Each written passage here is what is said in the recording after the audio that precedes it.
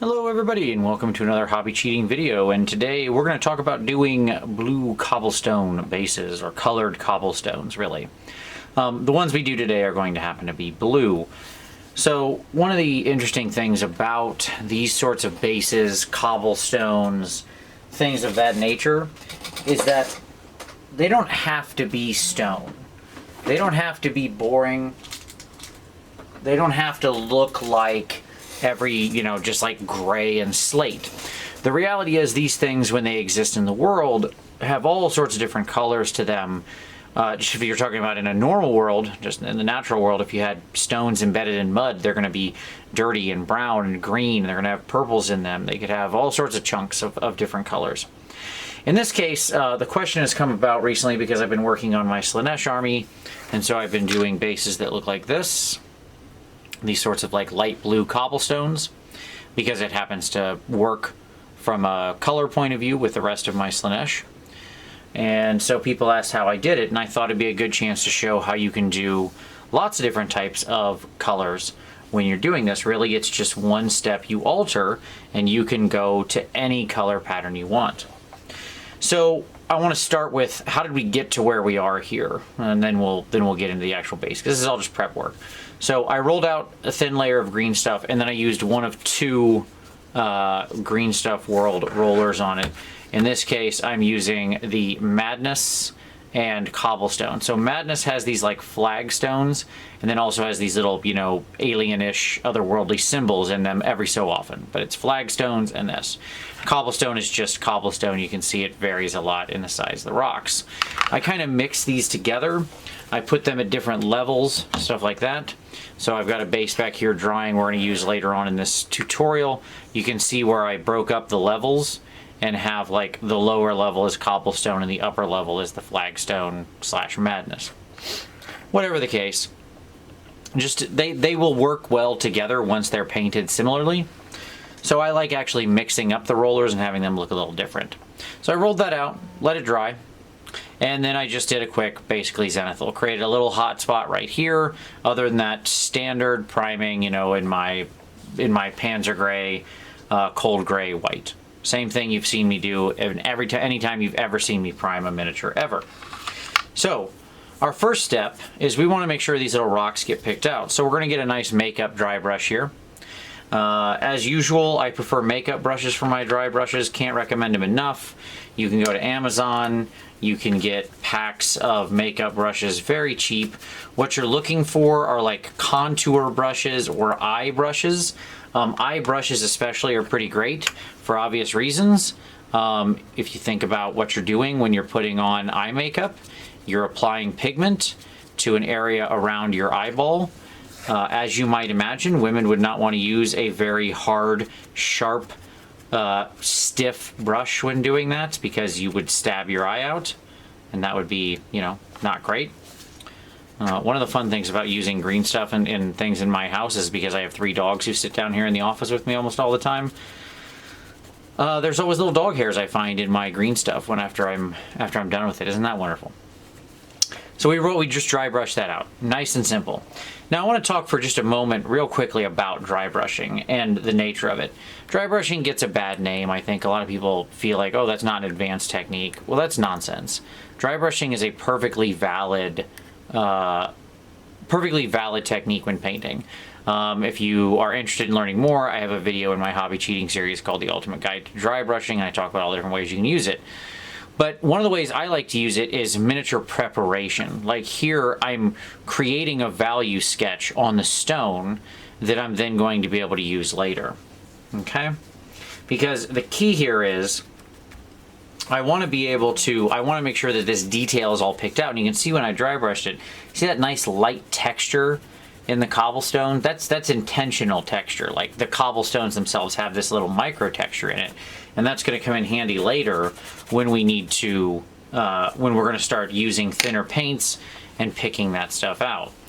So once we have that dry brush set up, the next thing we want to do is we've upped the highlights. Now we're going to lower the low tones. For that, we're just going to our old friend, Null Noil. So we're going to grab some of that. And we'll get into our Nuln Oil here. And we're just going to apply a nice heavy wash. I'm going to prevent it from pooling too much on top of any of the rocks. I want to avoid that. I want it to actually pool a little bit down in between the rocks. So you see like how up here, or like this one, see that pool right there? That's what I want to go over and sop up. But you can see how we get this nice, you know, sort of rim around all the stones. And that's what we want. While simultaneously, we're getting all that texture low lighted in there, right? So we're creating those shades. All right. Touch it up a little. There we go. Now we just let that dry. Easy peasy. I don't think at this point I've done anything that anybody couldn't do with their eyes closed almost. So now we let this dry. I've done some other ones here that are already along. I thought they'd be dry by now. I miscalculated slightly. So I'm gonna pause here. I'll be right back once these dry and we'll do the next steps. So back in just a moment. All right, we're back. So everything is dry now. And what we're gonna do now is we're gonna go ahead and dry brush again, which might sound crazy. You might say to yourself, but Vince, why didn't you just wash first and then dry brush? Well, as I've said many times, creating these layers of sort of density of color and slight variation actually has a very positive effect on the overall finished product. The more visually sort of complex you can make the information being delivered, even in little ways on bases, can really help. So by picking out those details initially for the wash to go over, it creates more depth and volume to the base. When we then re-pick it out again, we get something different than if we had just washed it and then dry brushed it. And again, it's a simple technique. It takes a moment or two, so it's not really problematic. Okay, so once again, we go back to our makeup brush. We wipe most of it off here. As per always, when we're dry brushing, we test on the back of our hand, and as you can see there, way too much paint still, so we work it a little harder. Great. All right, and then we dry brush again. This time we kick the base around. This time we're gonna be a little lighter with it. So you can see I'm just very light here, back and forth, lots of strokes. Taking my time, dry brushing slowly. There's a good reason I never had a singing career. I'm a bad singer. So, but anyways, the point being is that we're not trying to layer on a bunch of paint. Dry brushing can be most effective when it's nice and soft, right? Like you look at that, there's no scratches of paint there, there's no dragged lines. That's because I got so much of the paint off and then relied on lots of repeated, very light applications, right? We'll do it again here on this one, so I have a second one to show you. This is the Madness template here, as opposed to the other one, which is Cobblestone. The technique is fundamentally the same either way. And you can see how it's picking out all those nice highlights, but it's leaving those recesses. Okay. So now we get into the actual magic of the thing. Now we get into the base itself. So, for the base itself, and the real painting of it, we scoot in our wet palette here, and I'm going to back out the zoom just a little bit so I can bring it up and hold it. Well, we're going the wrong way there. There we go. Sorry. Okay. So what we want to do at this point is we want to go ahead and get some color on here. And I'll talk for a moment about the colors on my base, or that I have here on my palette ready to use. First off, we've got some black leather. That's actually going to be our dirt. I'm going for a purplish dirt this time because, again, it syncs with the rest of the color palette I'm using for my army. The reason I'm making special note of this is it's still a purpley brown. You don't have to use the same color for mud or dirt every time. You can use lots of different tones and the eye will still recognize it as such as long as everything balances out. So don't be afraid to experiment with stuff like this. Pick different colors, use different things. It can produce interesting different effects. Next up, we have some Reaper Master Series Vampiric Shadow. That's going to be the undertone for our stone. Again, that's over here. Again, not a traditional stone color, but it's got kind of an interesting gray to it. Again, a slight hint of purple, so I like it. The blue in our blue stone is actually going to be a combination of two colors, namely Huldra Blue, which you've seen me use 100 times if you've watched any of my videos from Scale 75, and then also Adriatic Blue, which is a really, really poppy, bright blue that I like a lot. And then finally, so to finish us off, we've got some golden artist colors, some heavy body acrylic, HBA, titanium white. There'll be a tutorial coming sometime about how to use heavy body acrylics. They are really, really, really useful. Really useful. So we're gonna go ahead and stick this to a little holder here, just so I can work with it easier. Okay. And then we're going to go into some of our black leather. It's a very thick paint, so I'm just getting a little water in it so it has some flow to it. Wick off the excess, and then what I'm going to literally do is just trace the dirt. Pretty simple. This is a boring part.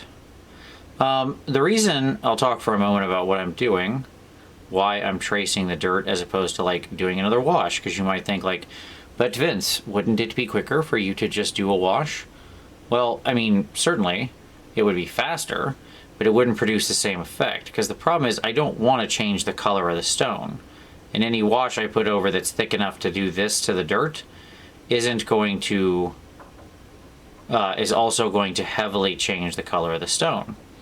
So I got to go through and I've got to pick out the dirt, which, I mean, might seem a bit tedious, but I promise you don't even notice once you're done it a bunch. I mean, I've done this so far on like 70, 25 mil Damonette bases and a lot more. You just kind of sit down and you get into the rhythm. You don't even notice anymore. Now, the nice part about how we already highlighted this is because the black from the Nuln Oil has sort of gathered around the edges of the stone, even when we put this on, it still maintains a nice deeper shadow around that edge. However, if you want to reinforce anything, you notice sometimes, by the way, I'm getting this up on the actual stones, like right there. Who cares? It doesn't matter. At this point, I don't need to be, like, I don't want to change all the stone with the wash, but if I make a tiny little error at this point, no big deal. It's not, we don't worry about that at this stage.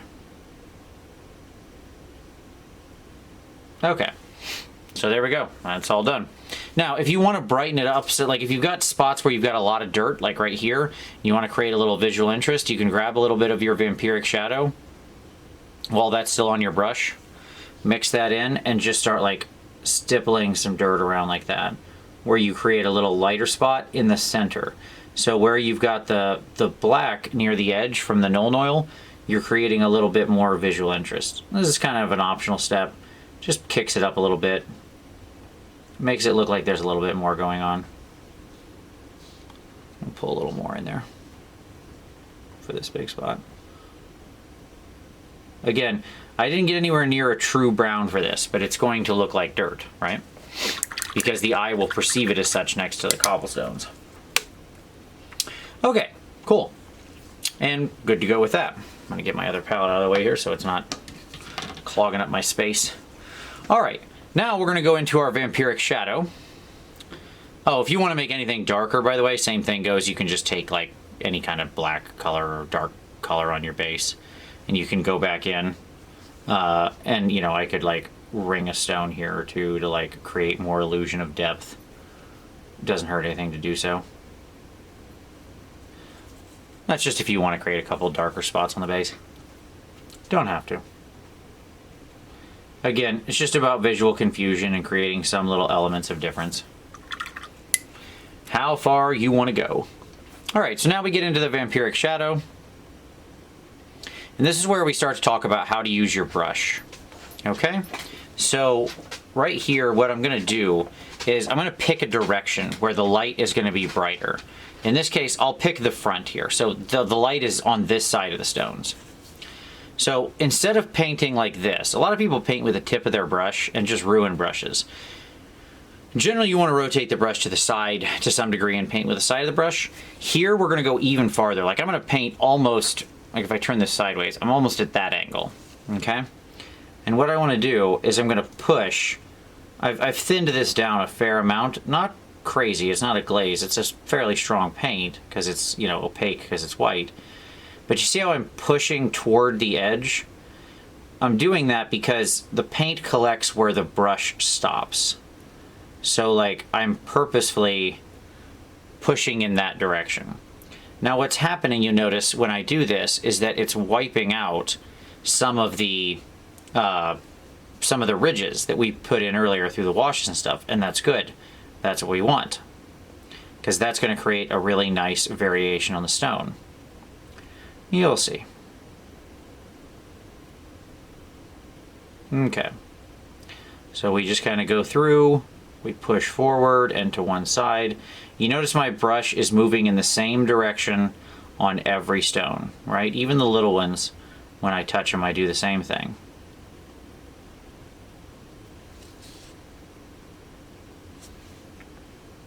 I'm always going to my paper towel first.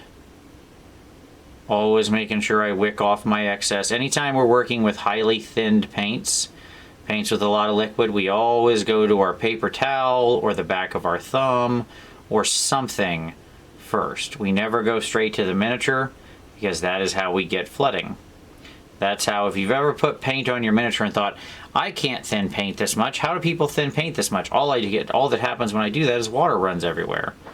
Well, that's because you didn't wick off the excess liquid. You just took it straight from the very wet paint and put it right onto the miniature, which is a recipe generally for sadness.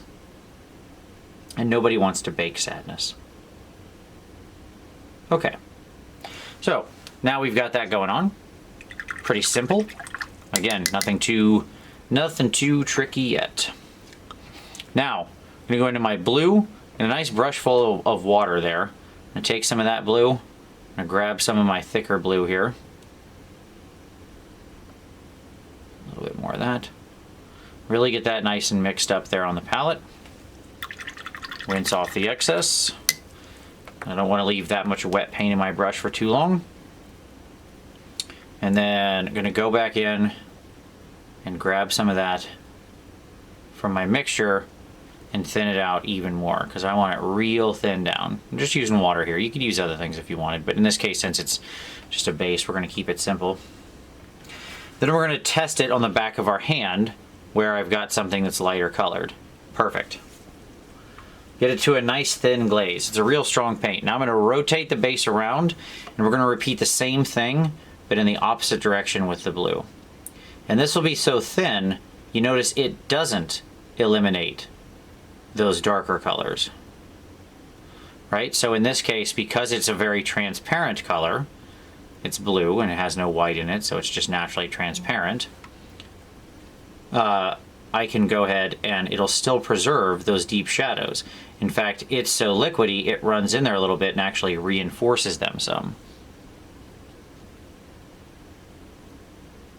So I just get every stone. Again, notice my brush is still at this very extreme angle. Okay.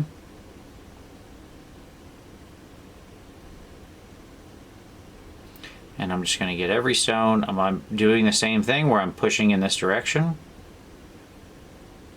If I have little stones on the edge that don't quite have a whole stone, it doesn't matter. You won't notice it by the time you're done.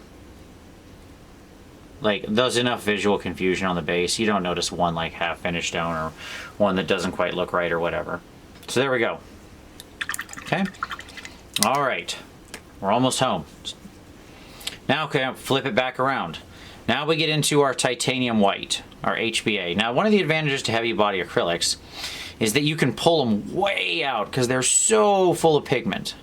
So I'm just going to mix in some water here, and like, heavy body acrylic titanium white, it's the reason to buy heavy body acrylics. It really is, because it's so pigment rich. So now what I'm going to do is the same thing. but from the opposite direction. And I'm going to pull down instead. Okay, or I'm sorry, I'm still pushing up with the brush, but you'll see what I mean when I say pull down. Basically, I'm still doing the same thing, just like I did before, but then I roll the brush backwards, kind of wipe it off, and I just smooth out that edge, right? Maybe go into my water a little, just a little, I'm not really rinsing the brush. I'm just weakening that blue because it will be quite transparent. By the time the paint dries, being acrylic paint, it's fairly transparent. If you get a little drop of white down on the dirt like I did there, don't worry about it. You can go back and fix it at the end.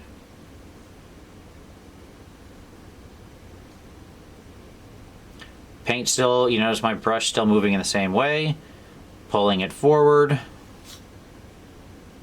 Always still wiping it off on my paper towel.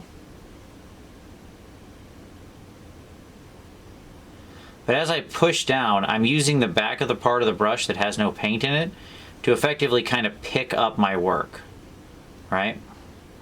And smooth out that edge.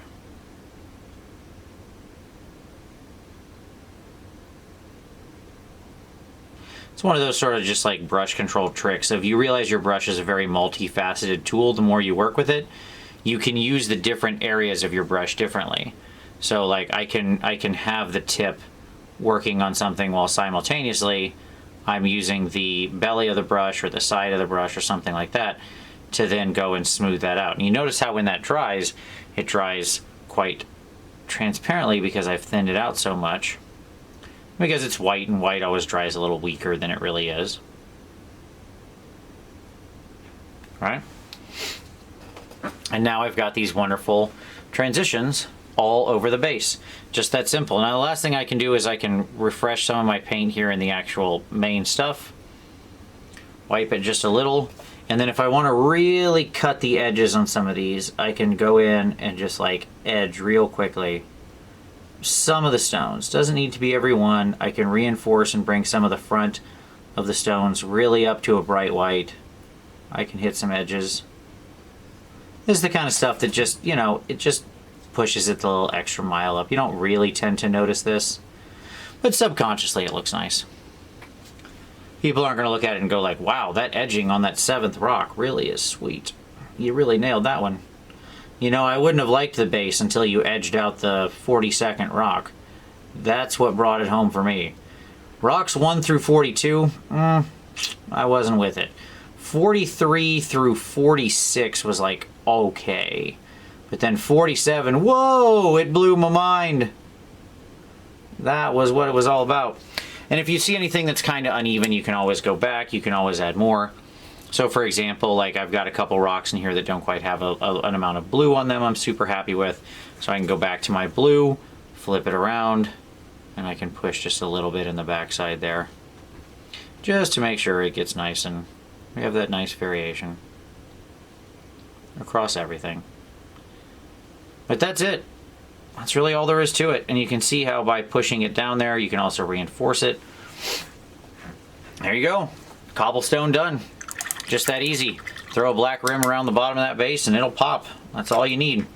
So that's how you make blue cobblestone bases, or these bright cobblestones. Again, if I wanted to change this, instead of doing the blue, you could take a real red color or something like that, or like a red brown. Be real weak with it. Thin it way down just like I did here, okay? And you'd have some nice, like, sort of a almost irony tint to the rock. You can do a real light sepia, right? Make your dirt almost black, so it really shows the rocks. Then take like a sepia brown color. You could almost use like a seraphim sepia straight out of the wash pot. Like that would actually work quite well.